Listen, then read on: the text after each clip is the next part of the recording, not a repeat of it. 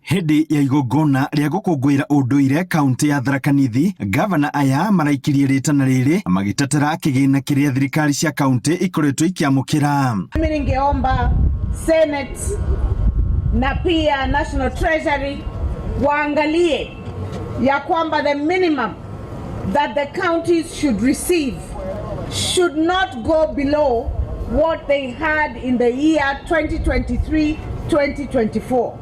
Gavana aya maugite kigina kiria thirikari cia kaunti itanyitwo kwamukira ihinda-ini riri gitingĩigana gutwarithia na mbere mĩhang'o ya thirikari cia kaunti ari hamwe na kuriha mishahara na gukinyaniria tabarĩra cia gukuria matũra-ini. Tarajia kupatia kaunti bilioni 380 na ningependa kuhimiza ya kwamba tukifanya hivyo kutakuwa na huge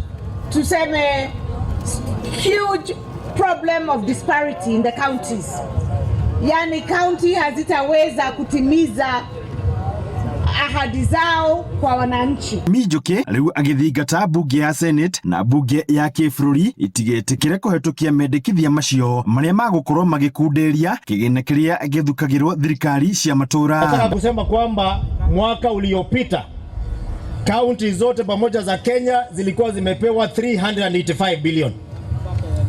Kusema turudi 380, hiyo ni kurudi chini na bilioni 5. Tukipunguzwa pesa kutoka 385 na tuongezewe kazi ambayo tunafaa kufanya na hiyo pesa. Hiyo pesa itatoka wapi ama ni kusema tufunge counties?